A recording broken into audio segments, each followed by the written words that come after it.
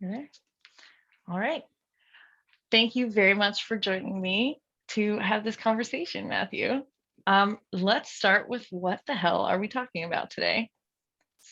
This conversation is prompted by the now many posts by Carolyn Elliott, but the first one was calling out her own DNA as indigenous, as a white woman, and the importance of having the conversation around plant medicine in particular and like sacred magic as I see it. Whew, and now it's been like a week. What's really been alive for you around this as things have been going on? To keep it 100 with you, I didn't realize it was an issue until we talked on Clubhouse. I Yeah. just remember seeing her make the post and then chuckling to myself like, "Ooh, she's gonna piss some people off," um, Yeah. Oh and my God. going about my day. And then That, since then, it has. I've had multiple people reach out to me about it, like, "Hey, you know what's going on there?" I'm like, "No, let me know what's going on." And it's been interesting how much of my thought space it's managed to take up. I went on a walk to try to purge the last bits of it actually today. oh, well, perhaps this conversation can alchemize it a little bit. Because, This feels like a completion for me of that process.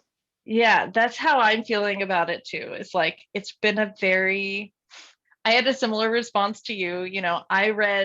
I read the first post and I was like, ooh, this is gonna piss some people off. What I actually said was shit's about to go down. Yeah. Shit has been going down. Like I I also had a different reaction right at that original moment, which is something I've seen echoed, which is like, wow, thanks, thanks someone for saying that.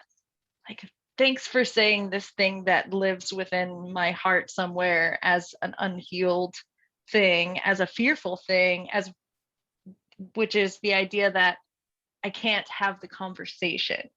That somehow it's not okay, that there is a should not built into our society around having the conversation on, the healing that white people need to do for themselves in this culture, and also um, the the ability to use words in any other way other than this exact one way, right?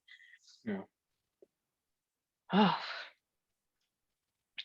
I have a I, big problem with the whole PC culture side of things around this, and didn't really realize how personal it felt until the moment that I saw Carolyn's post. what felt so personal? Like, describe that. Well,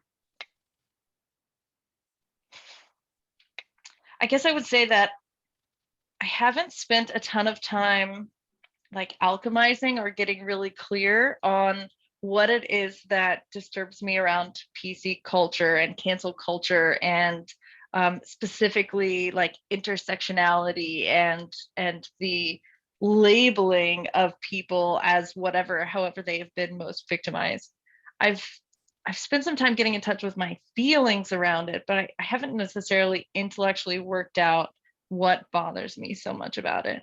I just know it's like a deep instinctive thing. I actually can feel it right now. It's in my belly. It's like right in my like sacral solar plexus chakra area.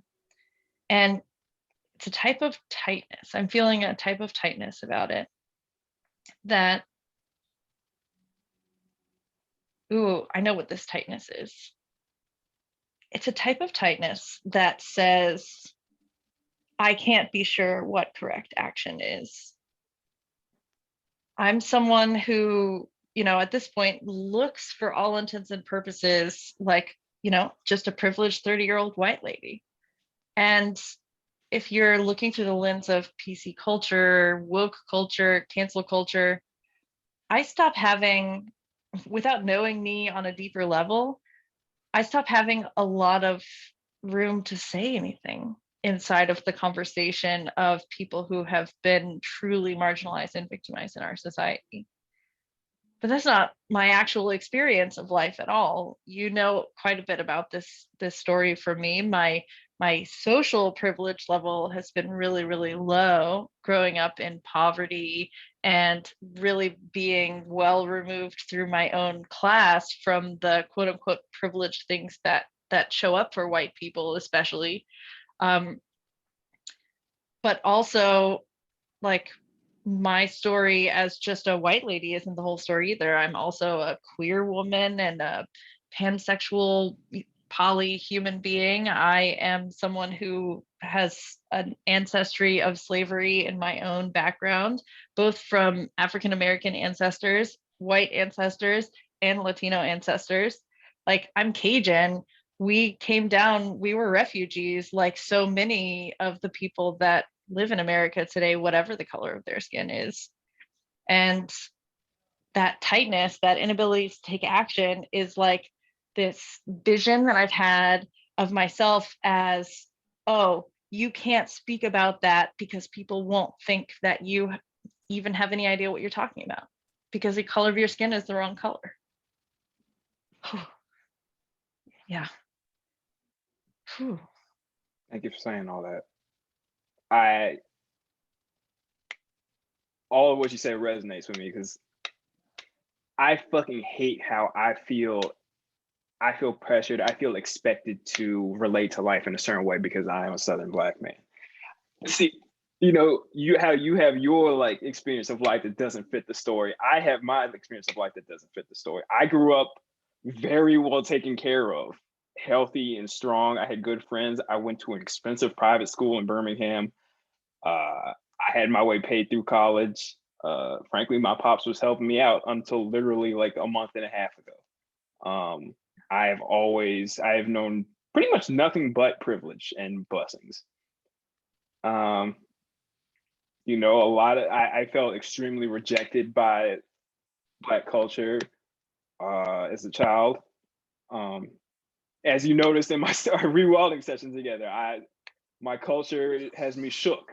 Yeah. Yeah. And I hate. Frankly, I have no interest in playing this fucking race identity game. It is not. I am a gamer, and it is not an interesting game that I want to play.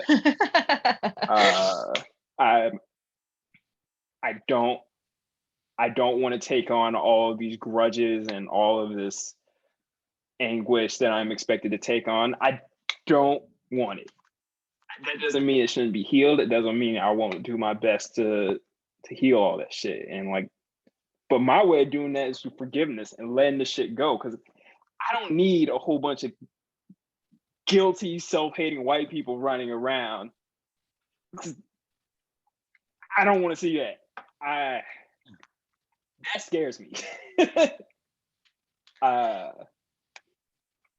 Something that's coming up for me. So we this is kind of the second part of a conversation you and I have already started because we were able to talk about this through the lens of the drama triangle in the Clubhouse conversation that we were having. And something that's coming up for me right now is like part of why I wanted to have this conversation with you was like our drastically different views as Black man and white woman. But another thing that's really coming up for me is as we've sort of identified, you're a little bit more naturally in line with a perpetrator part of the drama triangle. And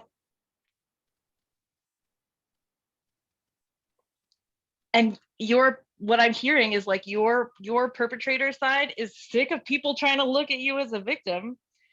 And I actually come at it from the opposite side, which is like, for all that I was more of a victim, starting gate victim, right? Starting gate victim. Oh, abused. Oh, chronic illness. Oh, all my cute little victim things. And as a victim, it feels so dishonoring to, as a starting gate victim, it feels so dishonoring for people to try to put me in perpetrator role. I go, whoa, hold on. My little victim says, hold on, I'm the opposite of that. You're thinking the wrong things about me. I've had all these terrible things happen to me, and you're saying the opposite, right? So we actually have like starting gate victim, starting gate perpetrator perspectives here as well. Oh, whoa, that's actually really interesting. Yeah, it's a trip.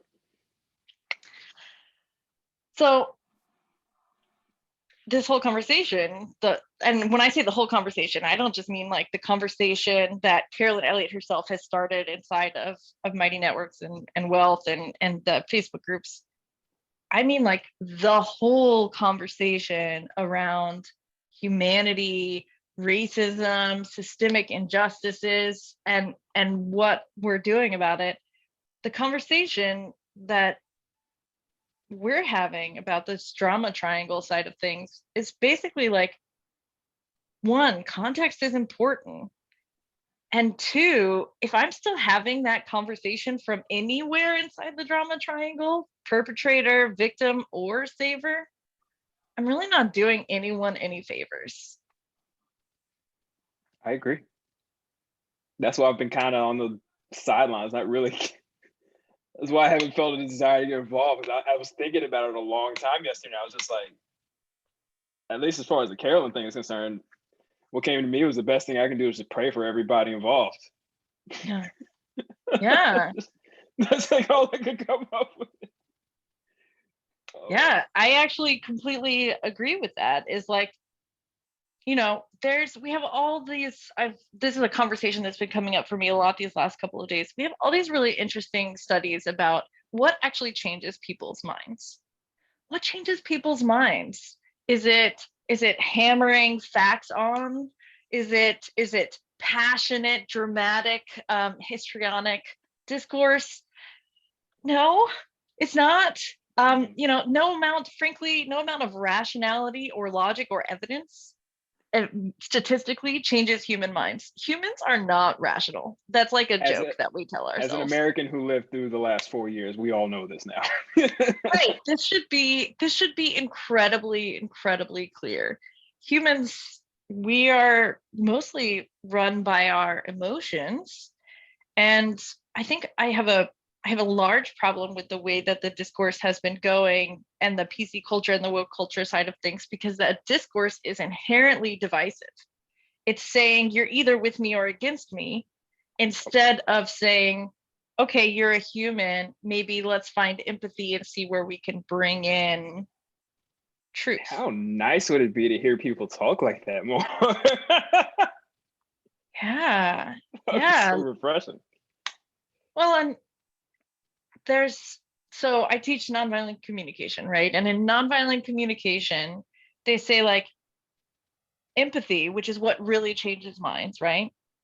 Empathy, we have to offer empathy to someone else in order to really make shifts and make changes. But you cannot offer empathy to someone if you yourself are in need of receiving it. If you are in defensive mode, if you are in a big emotion, then NVC tells us, you know, offer empathy to yourself first. So start by giving yourself the empathy for whatever feeling you're having. Okay, whatever, you know, you've triggered old trauma, or it's a very real thing in the circumstance, or whatever. Spend some time becoming aware of it, giving yourself empathy for it, letting it sort of simmer, stop being a boil, you know, and be a simmer, so that now you can take the time to truly actually listen to the person across from you and do everything that you can to offer them empathy and actually see it from their point of view. And I don't see a lot of conversations being had with that kind of perspective. People are staying reactionary instead of responsive, right? They're staying stuck in that place of defensiveness and needing to give themselves empathy. So they're not really giving it to the person across from them, from both sides. And that triggers compassion in me, because I know if they knew better, they'd do that. But when it's not knowing, though. It's like, it's not even if they knew better. It's more like if it showed up in the right way. If they had succeeded in giving themselves that empathy at any point, then it would be much easier to find empathy for someone else. That's where the prayer comes in. Yeah. Damn, I feel that. I mean, and not, you know, it's funny, I worry about that sounding like arrogant or pompous. I'm from the South where when someone says, oh, I'll pray for you, you know, they mean something really mean. It's not a nice They're thing probably to not going to actually go pray for you. They almost certainly will not. Oh no, what a passive aggressive thing to say to someone. Oh honey, I'll pray for you. It's like a really cute, it's the same as bless your soul, right? Oh bless your soul. So I kind of have that living in the back of my head around praying for these people, and that's I not guess how I mean it. I come in from like the me that's like spent so much time studying Buddhism over the years and practicing metta and like realizing I was like, oh, this is praying, this is prayer. Like, Yeah. you know, I am sending this feeling to these people for their benefit. I was like, oh, it's prayer. Yeah. So I guess I asked myself the question, what's it going to take? What's it really actually going to take from where we're at now? I mean, where we're at now is such a different place than where we were 4 years ago in our culture around this conversation. Even as we are speaking, my neighbor is a Portland cop, and they're setting up to go deal with riots in Portland around the Derek Chauvin trial and the most recent shooting that also happened in Minneapolis. Like shit is going down right now. It's happening right now. And 4 years ago, I don't think most of us in this country could have guessed how poor race relations might have showed up to be by 2021, dude. Like, I don't think people in 1970 could have guessed how bad things would be in 2021. I mean, I guess it's my perception that they're just getting put on display more and more everywhere. It's getting reported a fuckload more. Right. I suppose I've never had the belief that things were all rosy and shit. I never had that Sure. luxury. Yeah. Now I'm just like, it's just all the shit's coming up. Like it's all coming up. Yeah. That's how I view it. It's always there. Now it's just like it's like, oh shit, like everybody can see you, dog. Like everyone's, like these killings are getting reported. They're Yes. getting caught on Yes. film now. Oh my God. They were Seriously. in 1970, they weren't like, that wasn't so common. You just heard about it on the grapevine. Seriously, yes. As far as like, but as far as systemic racism, like this has been going on and well publicized for a long time. Like red line districts, for example. Like this is a well publicized thing for going on 20 years. You say well publicized, but that doesn't mean like the information is well disseminated, That's true. That's true. And it's just, we live in a time of like information flow of unprecedented I say all this. This is me being pedantic. I still agree with like it's wild as fuck. Oh, I'm really interested in hearing your perspective around this more, actually. It was just like as a kid, like I grew up learning all about the civil rights movement. I was surrounded with it. I went to the church where the little girls got blown the fuck. I'm gonna say that better. Where the little girls that were killed, murdered. Going to the Civil Rights Institute that was, like 10 minutes from my house. Like I learned at a young age. I was like, oh, humans are crazy. Humans are It was crazy. just like, oh, it's like, okay, this is a thing that I should expect. Yeah. Though ironically, there was very little of it in my personal experience. But Well, I think that's the part I'm curious about, Matthew, is like your perspective. I heard you say that right now it's not that race relations have actually gotten worse necessarily. It's that it's really being put a lot more on the media, and we have a lot more information that's showing up around what already existed. And from my perspective, like the thing that actually came up right away for me when you said that was my personal experience with people of different colors and cultures and all of the amazing types of diversity that have shown up in my life. That has gotten mostly better, not worse, from my personal experience.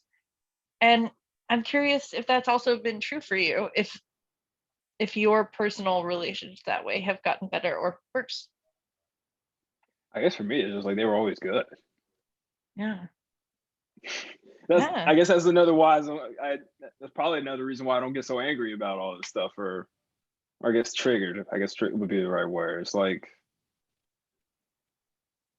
there's just nothing in there to get hit. Yeah. I'm curious, have you felt targeted by cops because of your skin color? Yes and no. I've had a lot of cops actually just give me the benefit of the doubt and let me get away with shit. There was some cops in Tuscaloosa who were like on my shit, but also they weren't wrong. I was selling weed. Oh, which shouldn't and I be. was being suspicious. Oh man, something that my partner and I have been talking about around this particular thing is like, we need to be getting rid of all of the victimless crimes in a, like, you want to talk about police reform? Yes, police reform, sure. Let's start with getting rid of all of the stupid laws that are targeting people for not hurting anybody, I right? agree. But like, let me finish about Yeah, please keep the going. police stuff. What I learned as a child was, or how I internalized it was, I wasn't getting as much trouble or having all these interactions I hear about because I was perceived as, frankly, as a being of means. You know, I wasn't having these experiences because of my social class, not because of like, Yeah. that's the thing that I'm personally more like would like to confront when I have more energy and bandwidth.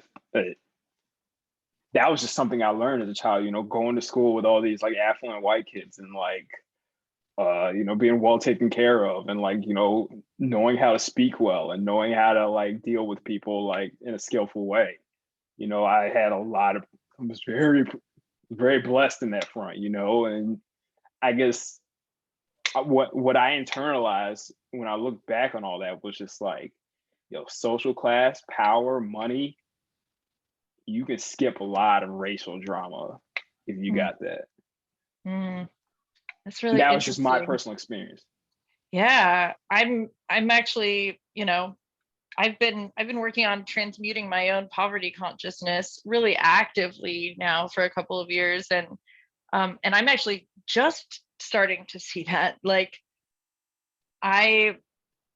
this is really some alive and painful stuff actually that exists around here. Is like, I did grow up really, really poor, and by the time that I was homeless, and I was homeless by necessity for a while and then homeless by choice for a while. So there's a little bit of both that show up here, but I was really frequently targeted by cops. I had dreadlocks, and like, I could not cross I was a dog sledder, right? And I was crossing the border into Canada and then into Alaska and then back into Canada and back into the United States. Every single time I crossed a border, I got stopped, and I was living in my car, everything in my car got taken out 5+ hours every single time I wanted to cross a border. And I just remember thinking, you know, like, why is this so necessary? Like, I am a good person, I am a law-abiding citizen. I was angry at the time. I was really angry about it. I was really angry about the laws that exist. So it's talking about social privilege and class warfare, the laws that exist specifically around targeting people who don't have enough money. So we have all of these like weird little adjacent laws. That's things like it being illegal to sleep in public, illegal to camp in public, illegal to carry a backpack into a store, right?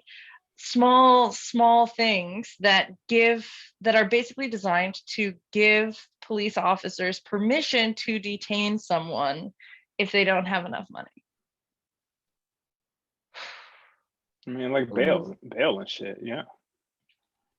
And we ticket and fine and fine and fine, but we're finding people for not having the money in the first place. Like, I spent a lot of time very, very upset about this set of circumstances back when there was nothing it felt like I could do about it. You know, I didn't have the money to pay the fine, and now I'm going to court and I'm trying to fight a thing.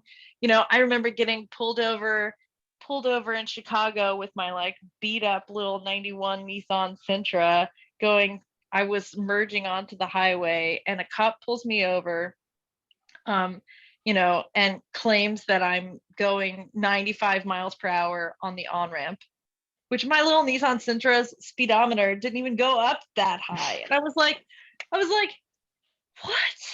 And I looked at him, I was like, I was not going anywhere close to 90 miles or 95, which is 30 over the speed limit here. So this was like a huge $400 ticket. I was like, hold on. I was not doing this thing that you said that I was doing. And I can't pay this money. Like, I don't have $400 to sit here. And he's like, Arkansas plates, take it to court. And he just left. Like, You're an I easy will target. never forget that day. I was an easy target. I was a known easy target for him to bring in money. And I've blamed money for this most of my life. I've blamed money for this, Matthew. I've hated money so much because that's what I was blaming for this entire state of what I was perceiving as my victim consciousness and me on the receiving end of some of the messed up things. I was so wrong. It's not money itself's fault. I think it's just normal part of being human that we all are dealing, like, you have dealt with yours, they have dealt with theirs. Like, we have all experienced some level of being treated a certain way because the person across from us had a view that was not the way that our view was of something.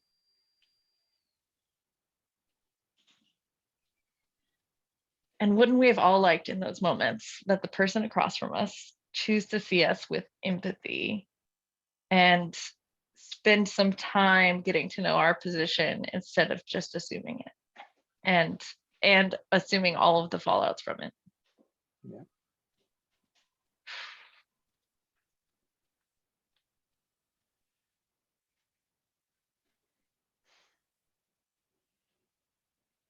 So we're in this place, wherever the hell we're at, as far as addressing and dealing with the real injustices and inequalities.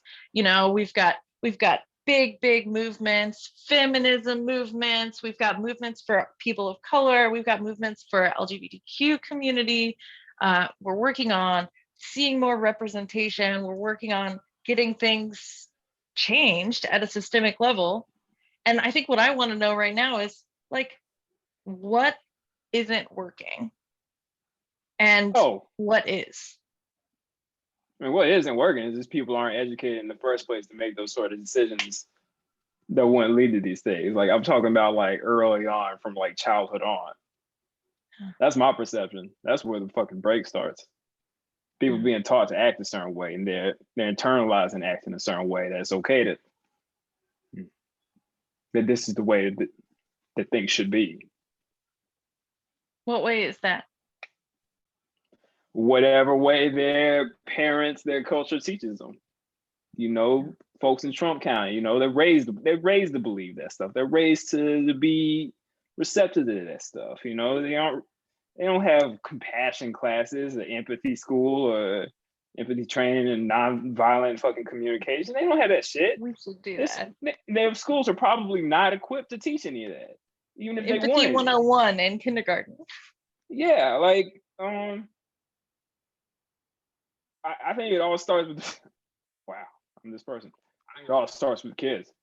I think it all starts with kids and flows up out of there. The culture educates people to act a certain way. They act that way. Clash happens. Ideally, some change happens eventually. People change. They teach their kids better. Things change, et cetera, right? Like my dad like went out of his way to make sure that like I did not pick up any like racist like viewpoints. He really tried. My dad really tried to hammer it home. He's like, yo, people are just people. Like, the skin color, that shit does not matter. He's just like, you gotta judge people on their character. You gotta judge people on what they do and how they treat you. And I was just like, if my dad, who grew up in segregated Atlanta, Georgia, was gonna tell me that, I was just like, okay, I'll trust you on that. Yeah. Do you think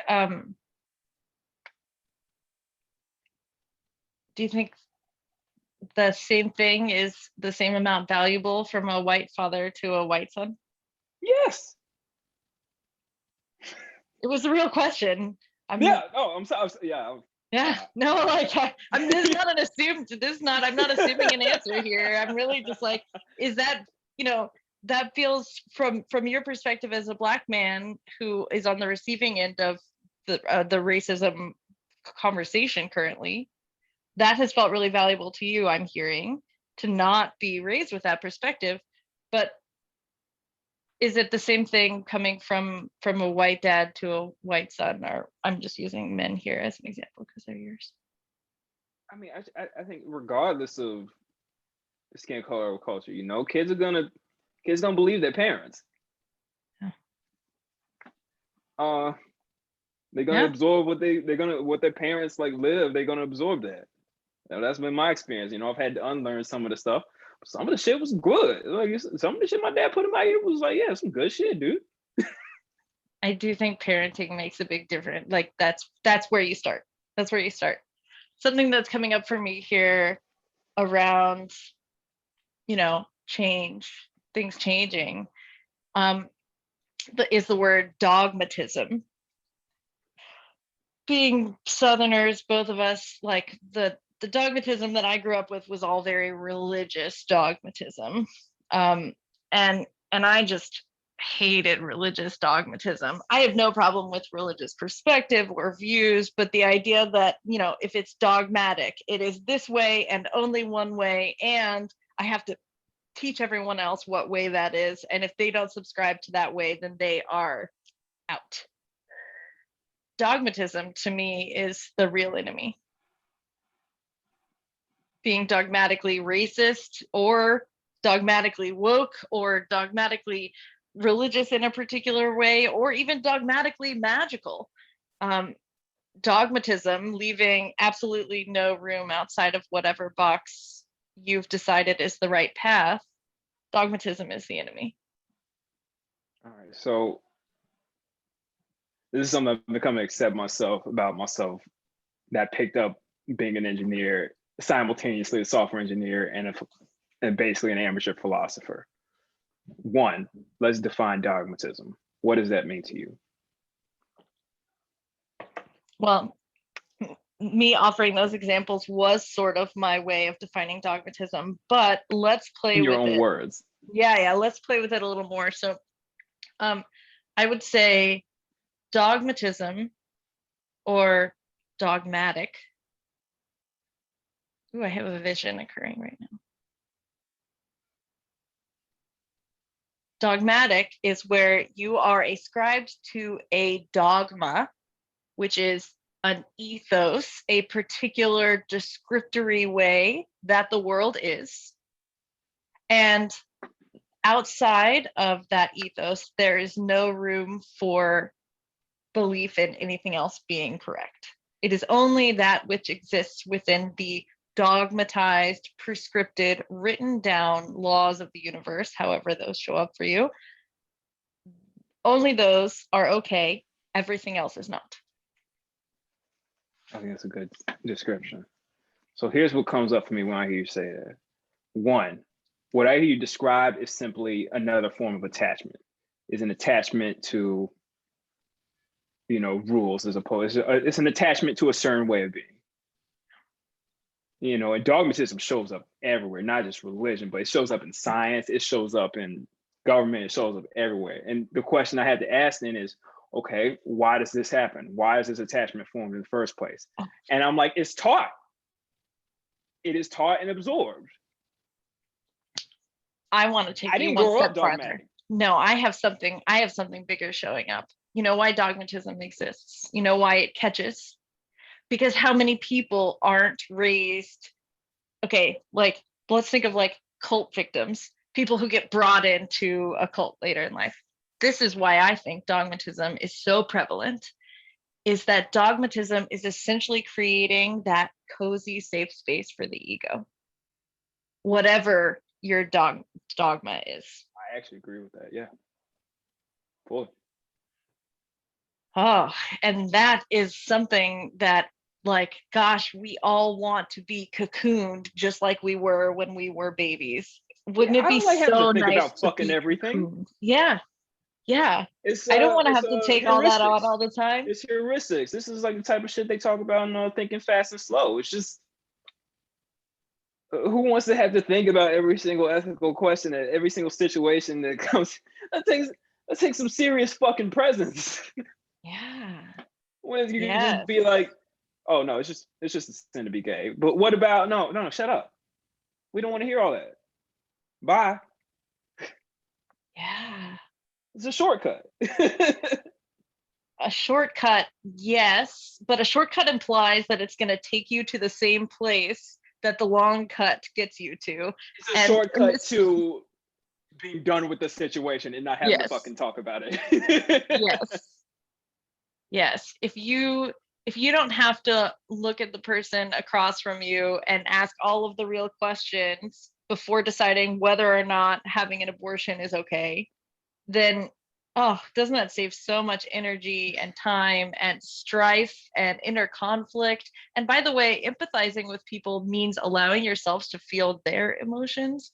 And doesn't it really nicely prevent you from having to do that, to feel all of those icky, gross emotions and the ways that you might feel about having caused them to?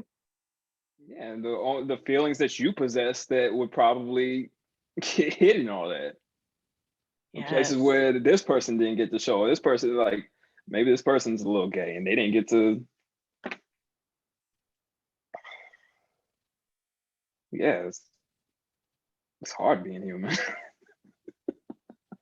Mm. This feels like I feel like I'm receiving some clarity here around just how, so like the lesson that I'm hearing reflected back to me with you is like, uh just how very human it is to desire that dogma, and how much I right now I feel so much compassion for choosing dogma. I do, because not having it is exhausting. And we do spend all of this time arguing with each other over my dogma versus your dogma. um but at the end of the day, like, I understand how tiring this fun game of being human on earth can be, and what an easy answer it is to choose dogma. Maybe choose dogma well, maybe you think like, oh, I spent some time working out and deciding this one dogma was going to be the way, and it's guided me pretty damn well so far. I think of like the Knight's Code, right? Gentlemanly honor is a type of dogma, right? you've Yeah, you've chosen this particular set of rules to go about your entire life, and it's, as long as it's serving you, why question it? But it does prevent you from really truly seeing what's in front of you. It's like a big lens, a big set of sunglasses that you're putting on, with blockers on the side, so that you don't have to see all the other things and all the other ways that people are thinking and feeling and believing. yes. And if you get trapped in that, unless you have like a spiritual awakening, it's tough to break out of that. And that's where a lot of my compassion comes from. Is like, I'm not so sure a lot of people would choose some of the ways of being they embody if they even knew there was an alternative, or like they understood the consequences, or if there was a culture supporting them that gave them the opportunity to move out of that. What's the alternative?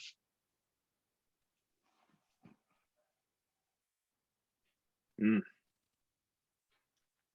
let me try to put that to words. It's a dogma, and it's the undogma, of living in the present moment and responding to each moment in the most appropriate way. The law of karma and the fucking laws of spiritual success, basically. I think that nails it. That nails what I'm trying to say. Hmm. It's almost like dogma and dogmatic thinking, however it has shown up for you, whether it's like somewhere inside of the drama triangle, as we were talking about earlier, or somewhere based on religion and science, or something about your own gender or race or sexual preference.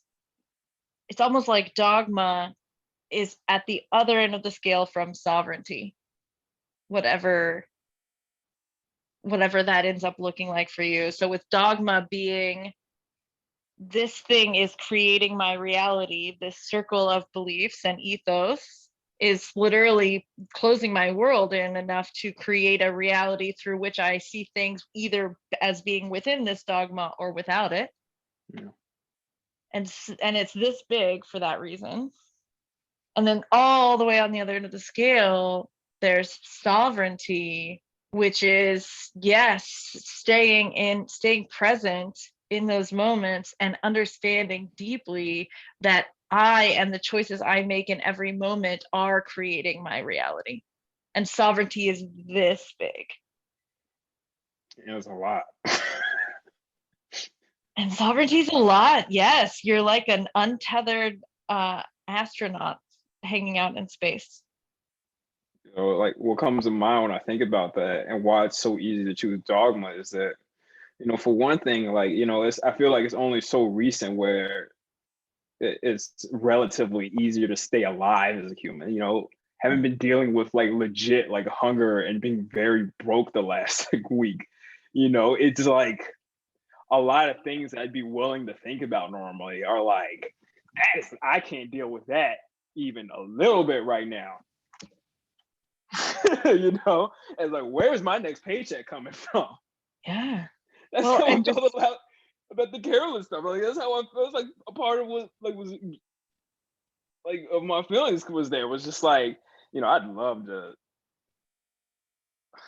I'm not sure that's true, but like, you know, even if I really wanted to get involved, like, I did not have the bandwidth. yeah.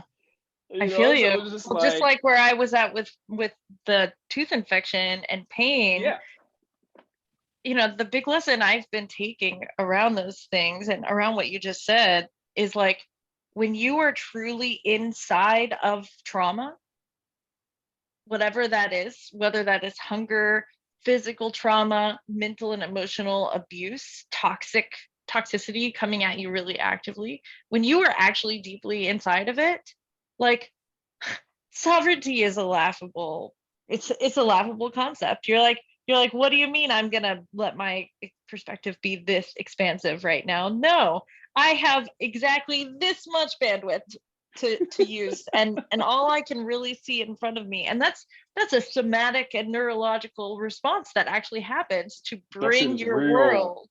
Yes, Tunnel absolutely. It's vision. human tunnel vision, to where like you are like, no, I must actually focus on what is going to keep me alive and surviving and okay right now. And so when you're in that traumatized space, however it's shown up for you, you can't you simply cannot, going back to what we were talking about, self-empathy first, right?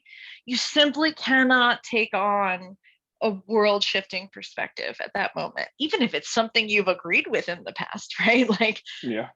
you just can't. It's actually against what's neurologically happening. First is healing the trauma. First is addressing what's going on with me. Versus getting a fucking sandwich. So, Yes. Yes. Exactly. First is getting a fucking sandwich.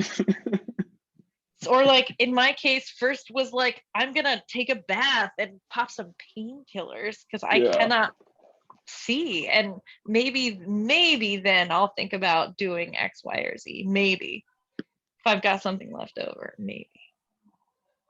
And something that, that I'm thinking about right now is just how traumatizing our media is, and the messaging that most people are receiving most of the time, especially we're in a second year of a worldwide pandemic that is just, rapidly taking up people's brains with fear. how are we ever as a society supposed to step into sovereignty if we are, through our own perception, being actively traumatized by another race, the government, a virus, the guy next door? I don't know. I ain't got an easy question. I ain't got no answer to that one. That's like, I don't think there's an answer. one day at a time. One day at a time. Well, and you know what? That healing must happen. The healing must happen, and it must happen starting with you, for you, healing yourself, and then we can go on and help heal others. Step into their space for them, help them heal. No. And we can't do any of that if we keep condemning people for having a conversation and for sharing their perhaps uneducated or incorrect perspectives. I guess my whole thing is past a certain age. I'm like, there's whole generations I'm just writing off. I'm like, they ain't gonna get it done. That's why I'm just want to bring it back to the kids. I'm just like, we just gotta teach. We gotta teach them to make a better culture. Yeah. I have no hope for anyone. Like anyone like past a certain age, I'm just like, you're gonna do you. You're gonna run on autopilot. I mean, I know there's some sovereigns, but like, it's past a certain point. I'm just, I don't want to write people off. I'm just like, the environment, the things that need to happen, the deconditioning. Just like when I think about it, and I'll keep it real, it's like it might get there. I don't know, Pat. Let's see, you're watching me like short circuit, like thinking about it. Yeah, I am. I'll focus it in because right now it seems really big for your perspective, and that's part of why the short circuiting is easy. I'll bring it in. So I'd like to reflect back some of what I heard just now first, which is that you personally don't have a lot of hope for the current adults alive today really changing at a systemic level the inequality that exists, and that you feel a little bit guilty for wanting to write off all of the adults and have no doubt that some of them are sovereigns, but don't really believe that most humans after a certain point can change that much, that they're going to rely on their cultural programming and fall back to whatever was normal. Yeah. I say that and I'm like, it makes me like, that brings my like design thinking mind to being like, well, what if it was possible? But see, now I'm ballooning it out again, right? So what if it was possible? What if it was possible? So here's like a perspective that happened. This actually hit me last night laying in bed, and I woke Ryan up and I was like, listen to this thing. Imagine that just like 50 years ago, almost no one knew a gay person. Okay. 50 years ago, and it's not because there weren't gay people, it's because culturally, if you were gay, that was a secret. Yeah. So you had just, from as far as your perspective was, you had never met a gay person. You had just heard about it. You had maybe just heard about it probably from the Bible, right? Like that's as far as your education around this thing went. And then like, damn, you're born in the 50s. The world starts to change a lot in the 70s and the 80s. And all of a sudden people start to know gay people. It shows up in the media. You know, we have a whole AIDS pandemic that shows up, by the way, right around this era. That's there's lots of media. Some of it's coming in and saying really crazy things about, you know, about what it means to be gay, and spread that en masse. And if like my first gay friend was before the age of 10 years old, right? Like I grew up with homosexuality and sexuality in all forms just as something that was visible to me, that I had a chance to see represented in my actual life. Mm-hmm. To where by the time I was old enough to vote, you you better be kidding yourself if you think I might even possibly entertain the idea of voting against something like gay marriage, right? It's actually absurd. It's completely ridiculous to me. Yeah. Because the representation has been there my whole life, right? But think someone who spent the first 40 years of their life having never actually met a gay person and then being fed a whole bunch of information that may or may not be true, From sources they trust. from sources they trust, that's telling them you shouldn't be trusting these people when you do meet them. That perception, that's a big perception that's going to take a lot of time and education and empathy to get past, to move away from, into seeing this person across from you as a human. And let's use that example.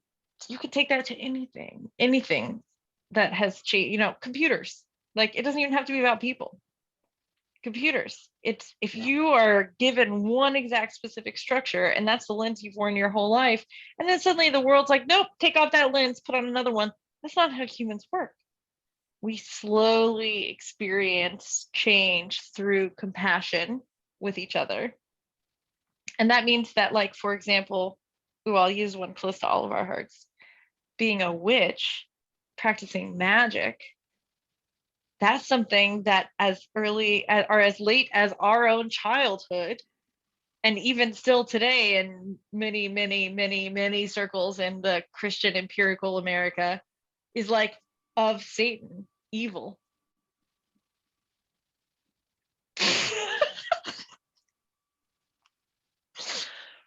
And sorry, it's so ridiculous. It's Let really it out, yeah. It's really funny. It's so funny, man, how just like how we propagate these perceptions. And guess what?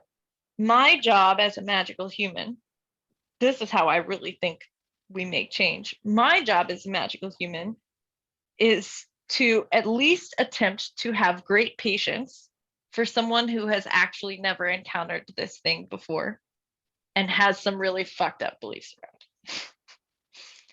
That's the job of all of us humans on this planet today, is for whatever messed up belief it seems like it is to you, coming from a place of compassion and respecting that there's probably some ignorance involved that comes from their lives having been radically expanded in the not so recent past, maybe even right now while they're talking to you.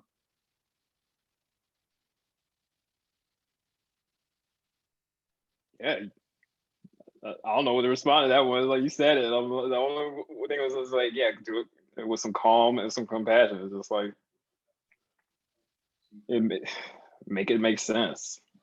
It's kind of it's teaching. It was like, yeah, you nailed it. And check your own dogma at the door, right? Because, like, if you can see it, even if you can't, just assume you have it. Just assume that it exists somewhere for you and be willing to look at it when it shows up. Like, I, as a magical person, talking to a mad muggle who thinks that I am of Satan because I have an altar, I could start off with compassion and a willingness to educate all I want. But if I'm not willing to recognize the moment that I come up against my own dogma and that maybe I'm wrong too, I'm not doing the world too much of a way in the way of favors. Agreed. I guess that's me trying to be compassionate about that part too, right? Yeah. Compassionate to yourself and your own close-in lenses, because it's always about, we're just trying to grow, and it's got to start with me inside. I am the entire universe. So if I can change and grow me, I can change and grow the entire universe, the entirety of existence. See that, and you said a magic word to me. You said ignorance before, and then you just said this. That's my thing, right? Like that attitude you just nailed just now, about your place in the universe, like what you really are. Yeah. That is what I've aspired to for a very long time. When I have more of the ability to disseminate it, right, is to pass on that attitude, that perception of, what we really are. Little My bits of heart's blooming stardust. just talking about it. Like, what I aspire to is to make it easy and clear for people to understand what they really are, and knowing that, makes so much more possible, as opposed Yes. to just trying to, claw your way down through your own dogma, just really hard. I aspire for like the next generation, for that to just be common sense. Imagine that world where that is common sense for like, just like now for us, like where it's unconscionable. Well, the word unconscionable, fuck it, wrong to allow gay marriage. For a whole generation to be like, what are you talking about? I'm not my beliefs, and I'm not my feelings. I'm this awareness that's connected to him and her, and like we're all the same thing. And imagine when that is a common, easily digested reality. I can see it. I just That's what want I'm you to all know about. I can envision that. I can envision that. Hell I yeah. couldn't always, but I can now.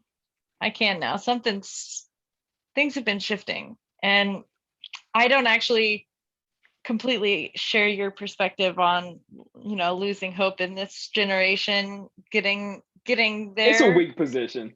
It's not that Uh, strong a position. This is my first time talking about it.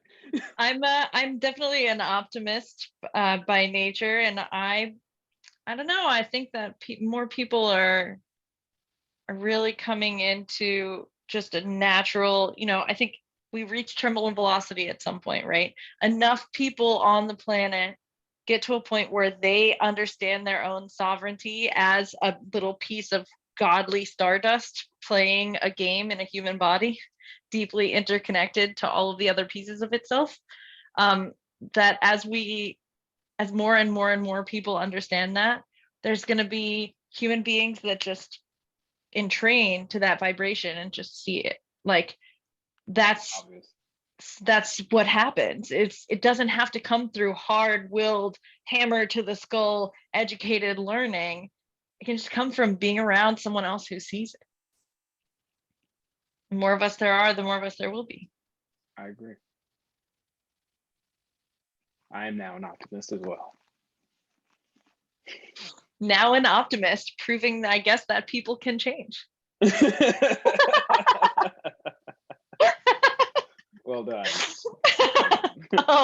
oh, not just an amateur philosopher over here.